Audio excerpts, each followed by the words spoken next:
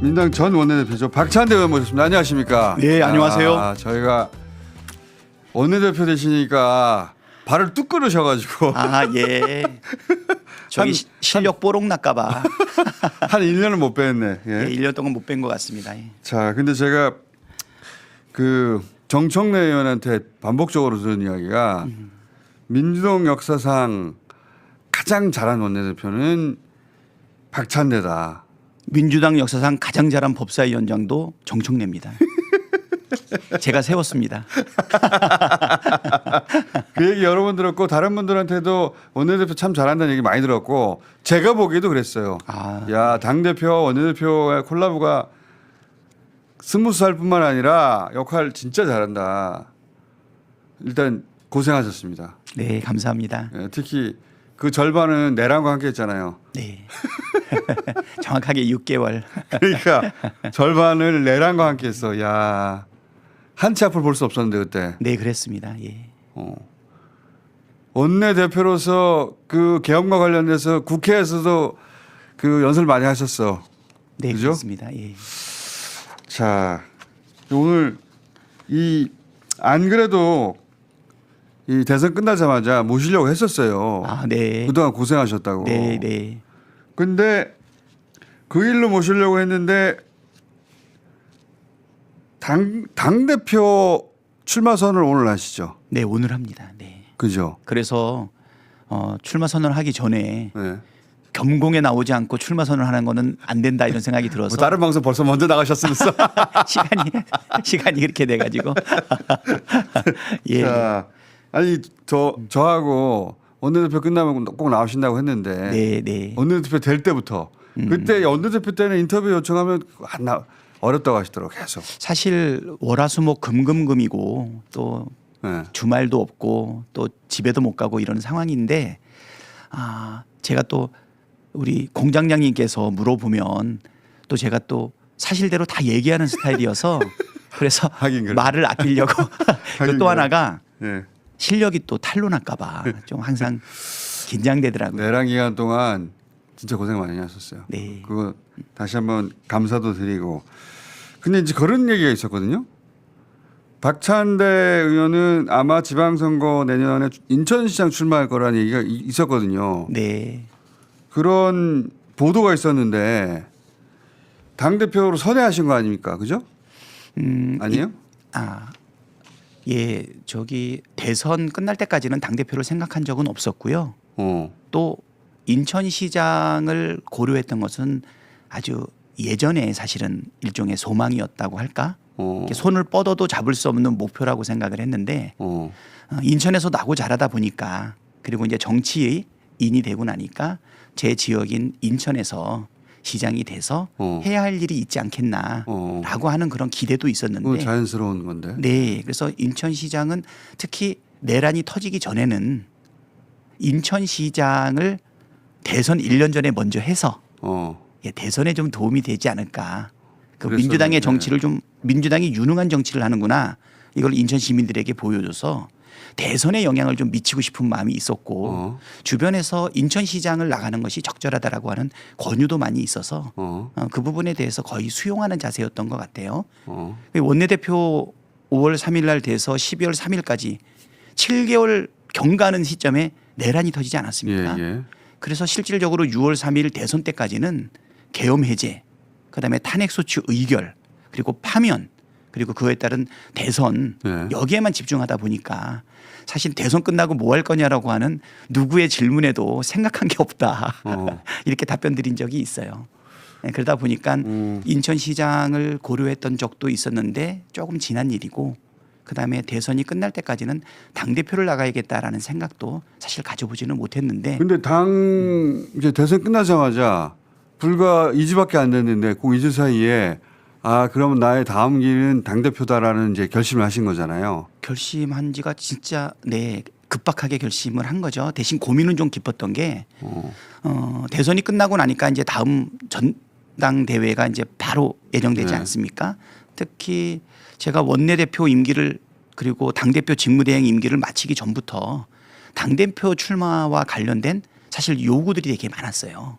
주변에서. 네, 요구가 많았고 그래서 다음번 당대표는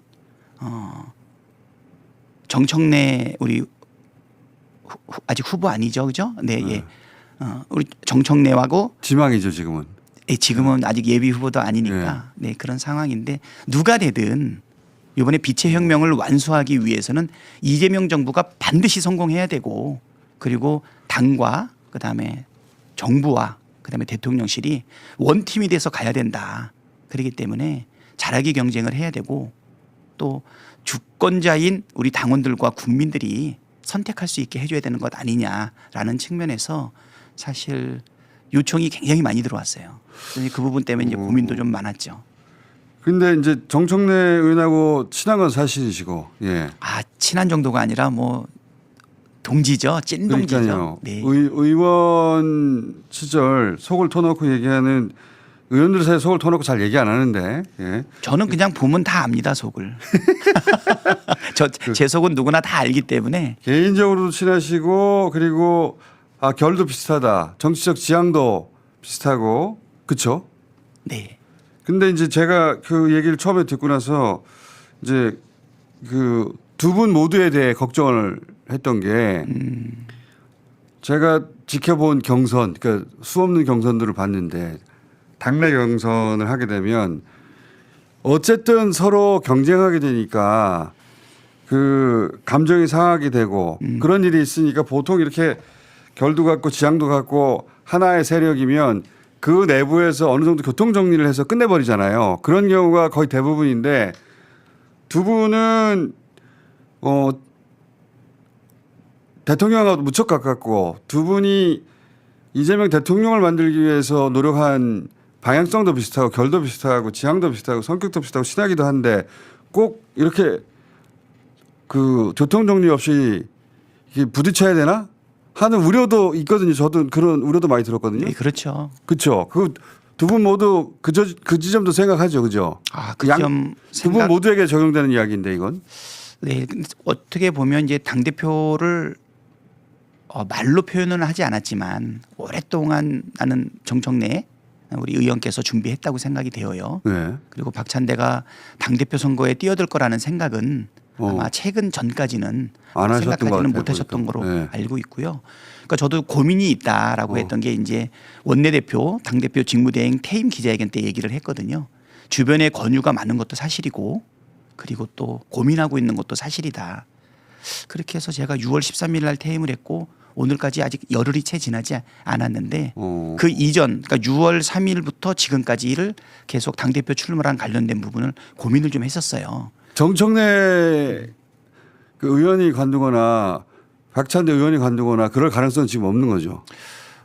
예, 저는 오래 고민을 했기 때문에 관둘 생각은 지금 현재는 없고 왜냐하면 이제 오늘 출마 회견을 하면서 관둔다라고 하는 것은 생각해 보지 못했고요. 근데 그러면 제가 궁금한 건 이겁니다. 네. 그러니까 이제 두 분 모두 비슷한 얘기 누가 해도 잘할 것이다 얘기하고 있는데 근데 그럼에도 불구하고 출마 선언을 하고 경쟁을 해서 내가 되겠다고 나오신 거니까 정청래가 아니라 내가 해야 되겠다고 생각한 이유가 있을 거 아니에요.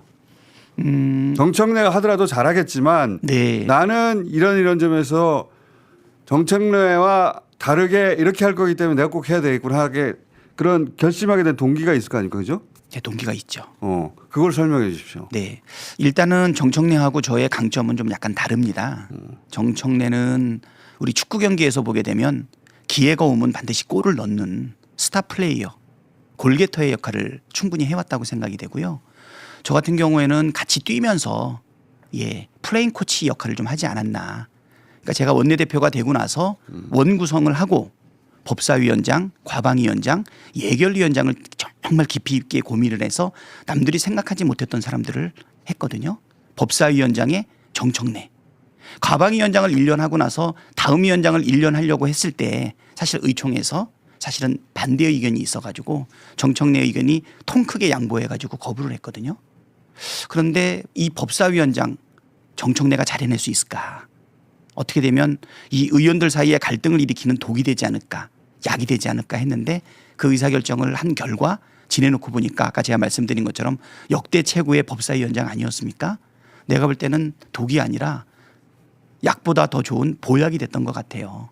과방위원장도 우리 최민희 의원하고 그다음에 김현 간사를 제가 세웠는데 결과적으로는 마지막 남은 공영방송 MBC를 지키는 결과를 이끌어냈고 그다음에 예결위원장은 박정가 허영 간사를 세웠는데 우리 국회 선진화법 이후에 예산 심사 기능을 국회가 처음 행사했던 일이 생겼고 그다음에 우리 170명의 국회의원들이 지역 예산, 민원 예산을 전부 다 포기하고 특갈비, 특경비 다 깎아내고 그리고서 그런 성과를 냈었다. 그거는 뭐 저의 성과라기보다는 그들이 성과를 낼 수 있도록 조율을 했던 능력이 있기 때문에 저는 그들을 원팀으로 만들고 조율해서 각자 잘할 수 있게끔 하는 능력을 가지고 있다. 좀 이런 생각이 듭니다. 그래서 제가 결심을 하게 됐던 첫 번째는 친소관계에 의해서 결정을 하거나 후보자들 글에 이렇게 이야기를 해가지고 당신이 하시오 내가 하시오 이것도 미덕이고 덕목이지만 이거는 옛날의 정치 문법 아닌가.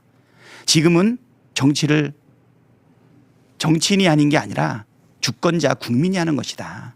그리고 우리 정치인들은 내가 무엇을 하겠다라고 하는 것도 중요하지만 더 중요한 것은 국민들이 무엇을 원하느냐가 중요하다.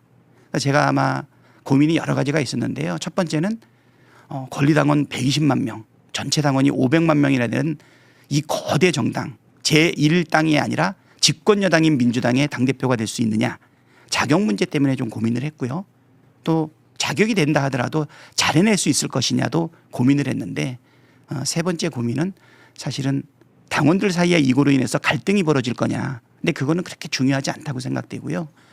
마지막으로는 친소관계에 있는 정청래하고의 혹시라도 갈등이나 우정에 해가 되면 어떡할까도 고민이 많이 됐지만 이거는 공직에 나서는 사람이 친소관계에 의해서 의사결정을 하는 것은 적절하지 않다라는 조언도 사실은 받았어요. 그래서 근데 그 시점부터 굉장히 위험해지는데 제가 그렇게 해서 원수되는 사람들 많이 봤거든요. 아마 그것 때문에 고민이 깊었는데 최근에 확신을 가졌습니다. 첫 번째는 상대방 정청래에 대한 신뢰가 있습니다.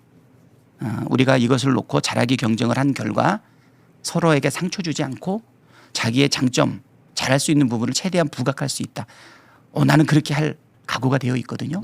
나는 정청래도 그렇게 할 수 있을 거다라는 신뢰가 있고요. 두 번째는 우리 당원들 중에서 일부가 정청래에 대한 부정적인 비판을 했는데 저는 그것은 경선 과정에서 발생할 수 있는 어떤 일종의 부작용 아닌가 이 생각이 되는데 궁극적으로는 빛의 혁명을 완수하기 위한 주권자 국민들의 명령을 수행할 민주당의 당대표를 뽑는 과정에서 갈등으로 점철되지 않을 것이다. 결국은 좋은 결과를 이끌어낼 것이다라고 하는 당원들에 대한 신뢰도 있고요. 그리고 국민과 우리 민주당은 결국은 빛의 혁명을 완수하게끔 하기 위해서 이재명 대통령과 정부와 민주당이 원팀으로 움직여야 된다라고 하는 것에 힘을 모아줄 것이다라고 하는 지금은 믿음과 지금 확신을 가지고 있습니다. 그래서 결심을 하게 됐고요. 정청래는 정청래가 가진 귀한 강점으로 저는 제가 가지고 있는 강점으로 서로 잘하기와 장점을 이야기를 하면 주권자인 국민과 당의 주인인 당원들이 선택하실 일이다. 정청래가 대표가 되면 정청래의 장점을 살려서 잘할 것이고 박찬대가 대표가 되면 박찬대의 장점을 통해서 잘하겠다 이렇게 말씀드리는데요. 한 가지 광고를 좀 한다는 것은 이재명 대표하고 2016년부터 6월 달부터 알았으니까 꽤 됐죠. 그런데 21년 7월 달부터 이재명 대표하고 쭉 같이 해왔습니다.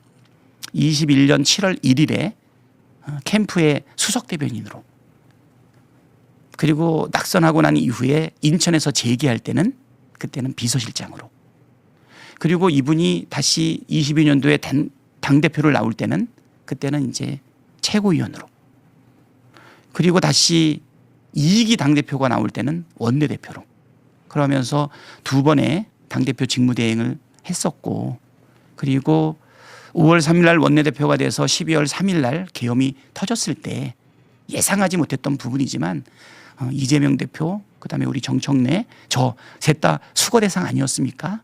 서로가 목숨을 걸고 내란을 이겨냈던 진짜 동지다 이런 생각이 들어서 사적인 마음으로는 정청래가 받을 뭐 혹시라도 뭐 혼란이라든가 상처 또 내가 받을 상처 이런 거를 내가 감당할 수 있을까 했는데 이게 바로 공직의 엄정함 아닌가 좀 이 생각이 듭니다. 그래서 정청래하고 저하고 짧지 않은 기간 동안 같이 목숨을 걸고 싸워왔던 이 부분에 있어서 최종 결정은 정청래의 결단, 뭐 박찬대의 양보가 아니라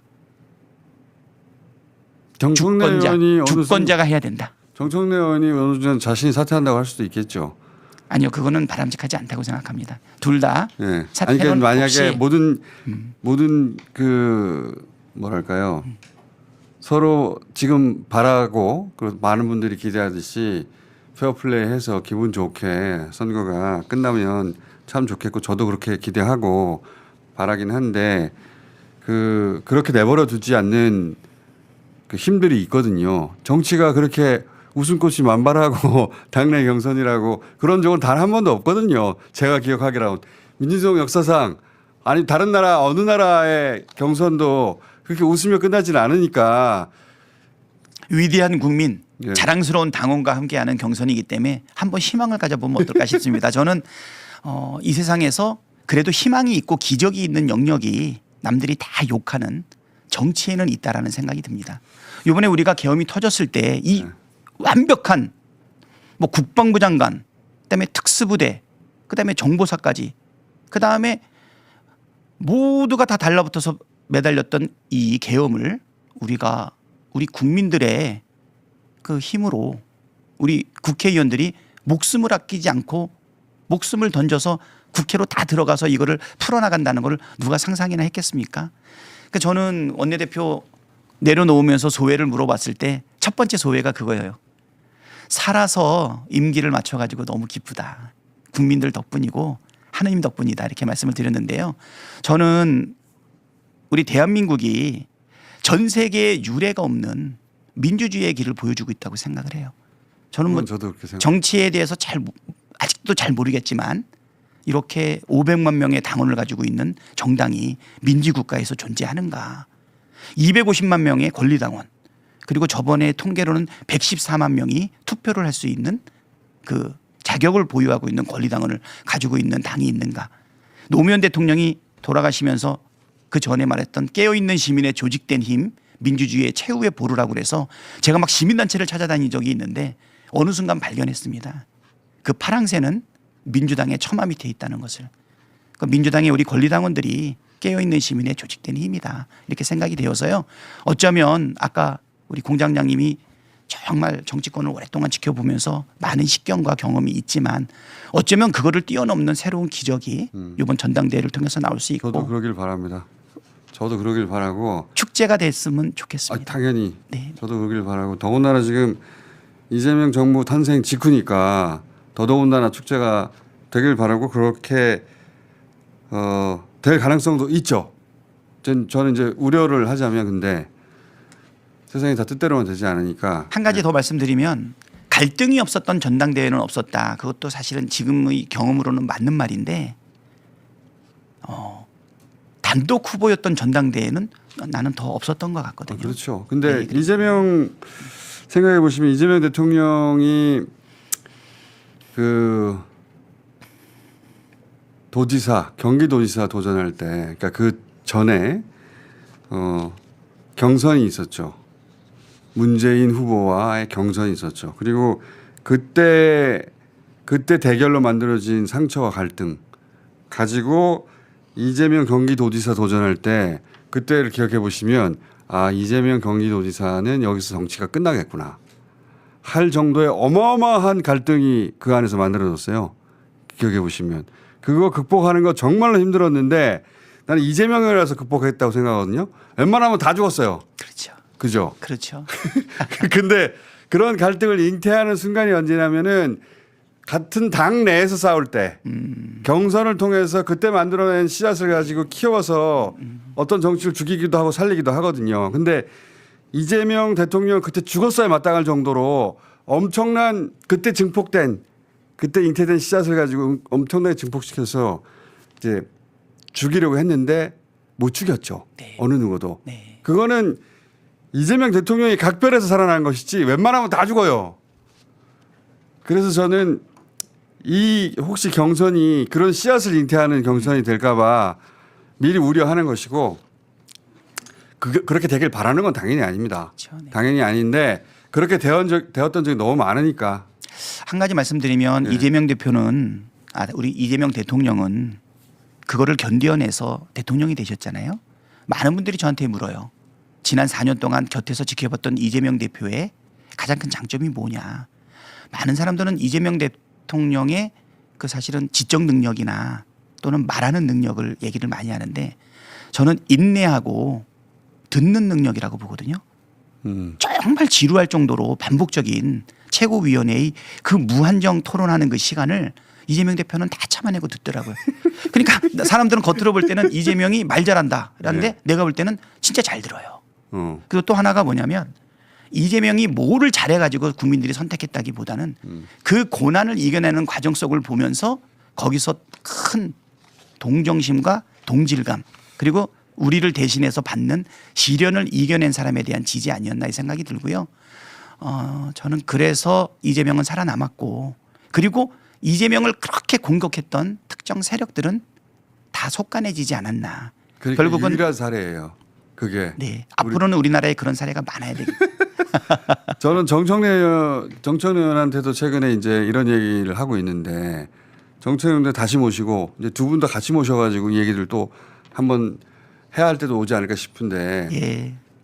정청래 의원도 저랑 싸고 싶지 않다고 말씀을 하셨고. 그렇죠. 유일한 우려는 그 지점입니다. 네, 그냥 네. 그 외에는 두 분이 뭐 어느 누가 해도 잘할 것 같거든요. 근데 이제 어쨌든 그 우려하는 지점이 저뿐만 아니라 예. 많은 분들이 우려하고 있어요. 아주 많은 분들이 그 지점에 대해서는. 예. 그래서 그렇게 되기를 바라는 건 아니지만 그런 우려가 있다는 것도 잘 아실 것이고 그건 정청래 의원한테도 똑같이 적용되는 거거든요. 사실 아까 첫 질문이 결심하게 된 이유. 네. 사실은 결심은 고민을 끝낸 거잖아요. 사실 그 고민에 가장 깊었던 부분이 그 부분이었거든요. 그렇죠. 혹시 후보하고 나는 괜찮은데 지지자들 사이에 갈등이 혹시 발생하는가 이 그러니까. 부분. 그래서 아까 말씀드렸듯이 나도 믿고 나도 믿고 네거티브 절대 안 하겠다. 그리고 뭐 네거티브는 생각도 해본 적이 없다. 두 분 안에도 두 분 당원들은 어떨까? 둘러싸고 이제 실제 5의 갈등이 있는데 이게 5천의 갈등처럼 만들어서 이제 증폭시킬 테니까 언론도 막 보도를 하고 커뮤니티에서 난리가 나고 그 회오리 바람을 우리가 다 기억하지 않습니까? 그 가장 큰 회오리 바람을 겪었던 게 이재명 네. 대통령이고 네. 그때는 이제 대통령이 아니라 후보였고 혹은 도지사 후보였고 그죠. 뭐 성남시장 그다음에 경기도지사 대통령 후보 그러니까 드디어 이제 그거는 대통령이 되셨죠. 네. 정청래 의원도 똑같이 이제 계속 질문을 받을 거예요.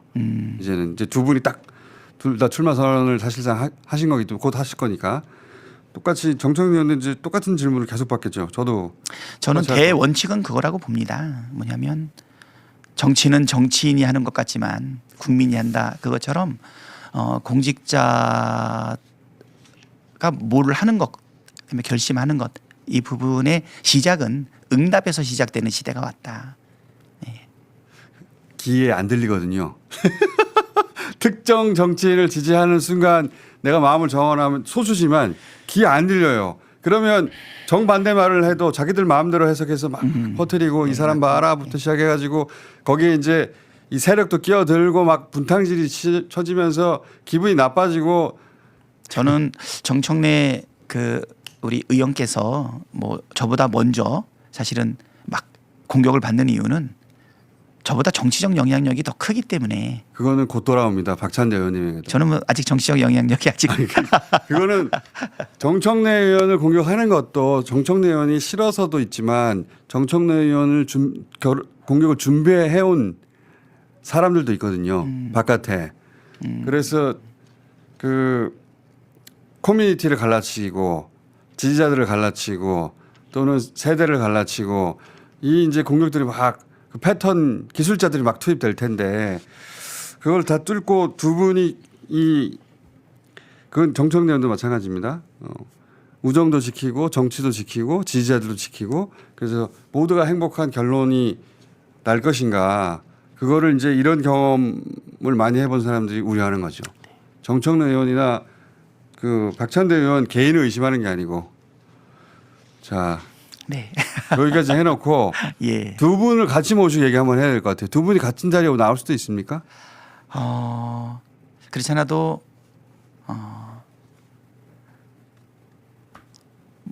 네, 같이 한번 의논해 보겠습니다. 왜냐하면 우리 둘이 하는 얘기와 예. 국민들이 다 보고 있는 우리 겸공해서 얘기하는 거에 사실은 그렇지. 그 부담감이 있기 때문에 예. 다만 보이지 않는 데서 우리들이 얘기해 가지고 뭐를 결정하는 것은 그건 사실 적절하지도 않고 그렇죠. 그렇지만 또 이렇게 공개된 자리에서 얘기 나누는 것도 뭐 상당한 위험성을 또 가지고 있어서 잘 신중하게 판단해서 우리 공장장님께 말씀드리겠습니다. 알겠습니다. 자, 당 대표가 되면 뭘 제일 먼저 하고 싶으세요? 여기 오늘 질문의 마지막 기자 네. 이걸로 시작했어야 하는 건데 이 질문 해놓고 또 모실 거니까. 네, 네. 뭘 제일 먼저 하고 싶으세요? 당 대표는? 일단은 뭐 목표는 명확합니다. 이재명 정부 성공을 위한 일을 해야 된다. 제가 원내대표가 되고 나서 제일 먼저 착수한 게 원구성이었거든요. 그래서 18개 다 가져오지 못한 거에 대한 아쉬움은 좀 있어요. 그때 18개를 다 가져왔다면 1년 만에 이렇게 예상치 못하게 우리가 여당이 되었을 때도 경제 상임위를 비롯해서 외교 안보 저기까지 기재까지 다 진행할 수 있었을 텐데 그 당시에 문법상 도저히 11대 7 아니면 안 된다라고 하는 부분을 맞아요. 새로운 길로 뚫어보려고 노력했지만 사실은 그런 분위기도 있었고 그러면 안 된다는 분위기도 있었죠. 저는 끝까지 진행을 하려고 했는데 18개를 다 가져오는 거는 사실은 실현되기 어렵다는 생각이 좀 들었어요. 예. 정치 선배들은 국민들이 우리한테 허락한 것은 11개다. 그래서 11개는 철저하게 우리가 원하는 대로 가져왔거든요. 7개를 마저 더 가져왔으면 좋았을 텐데 이 생각이 들어서 제가 당대표가 된다 그러면 첫 번째는 당정대 원팀을 만드는 게 제일 중요하다. 그래서 우리 당과 그다음에 정부와 그다음에 대통령실이 딱 원팀이 되어서 국민께서 우리에게 주셨던 빛의 혁명의 결과를 완수해야 된다. 뭐 이런 생각이 들고요. 그래서 원팀을 구성해서 만드는 게 가장 중요하다. 그래서 아까 말했듯이 이 갈등을 혹시 발생한다면 어떻게 봉합할 것인지 아니 어떻게 치유할 것인지 그 부분을 가져야 될 것 같고요. 그래서 저는 당은 유능한 개혁과 함께 민생 경제를 책임져야 된다 이렇게 생각이 됩니다. 알겠습니다. 자, 이제 공식적으로 출마 선언을 하실 테고 그리고 이제 여러 행사가 있을 텐데 중간중간에 저희가 그 후보 자격을 획득하신 후에 모시고 공약도 살펴보고 그리고 지금 우려했던 것도 또 짧게 그때 반복해서 어떤 보관이 있으신지 들어보고 하겠습니다. 원래는 이제 칭찬하는 시간으로 고생하셨다 이걸로 점철된 시간이었어야 했는데 당대표 선언하시는 바람에 다들 고생하셨죠. 네. 이건 전당대회 끝나고 나서 하기로 해요. 지금 뭐 제가 시간 더 내겠습니다. 아닙니다. 시간이 꽉 찼죠. 자, 네. 너무 늦게 오셔가지고 오늘. 아유 죄송합니다. 뒤 시간이 자연스럽게 수년되지는 않고요. 앞에 거를 억지로 늘렸어요. 자, 오늘 네. 자 후보 예정자인데 곧 후보가 되시니까 당 대표 예비 후보로 예비 후보 예정자로 박창대 의원 모셨고요. 저희가 한 두세 번은 더 모셔야 될 것 같아요. 예. 한번 시간을 한번 맞춰 보겠습니다. 자, 또 모시겠습니다. 감사합니다. 예, 감사합니다. 네.